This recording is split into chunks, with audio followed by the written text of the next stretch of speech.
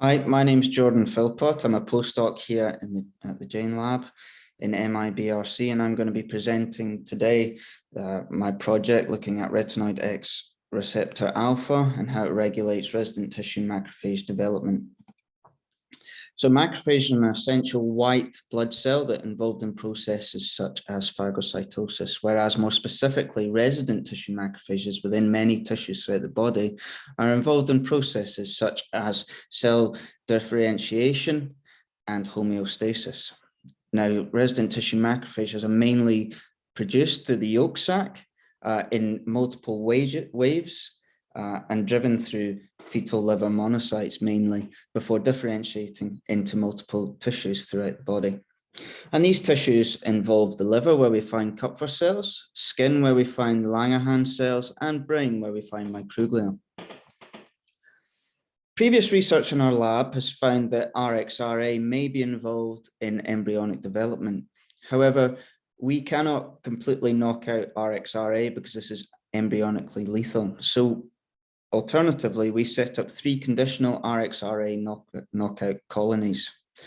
CD2-Cre and CD4-Cre, where we have RXR deleted in T cells, found no difference in embryonic development. However, in our VAV-Cre mouse model, where RXRa is deleted in early embryonic hemopoietic precursor cells, we found that it modified and reduced macrophage development in multiple tissues, including the spleen, where we find red pulp macrophages, in bone marrow, where we find erythroblastic macrophages, and liver, where we find Kupffer cells, shown in panels A, B, and C here. As we can see, if we take panel A, on the left, we have our wild type, and on the right, we have our conditionally knockout RXRa. Every blue dot as an event, which is used to represent macrophages, and within the spleen, our target macrophages are in the top right-hand corner.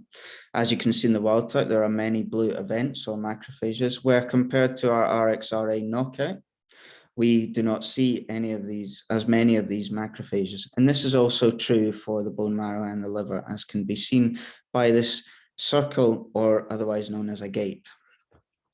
In the brain, in panel D, we used immunohistochemistry techniques and stained with IBA1, which is a marker of microglia within the brain.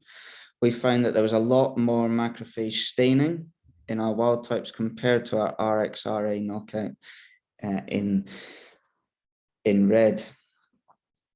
So to carry on with, we will be doing a full comprehensive review of multiple tissues throughout different stages of life, including embryonic development and in infant and adult stages. We'll also determine RXR alpha ligand expression. So ligands of RXR alpha include vitamin D receptor and docosahexaenoic acid to identify tissue resident specific signals that regulate development of resident tissue macrophages. I'd like to thank Dr. Nithya Jain and others for their help in this project.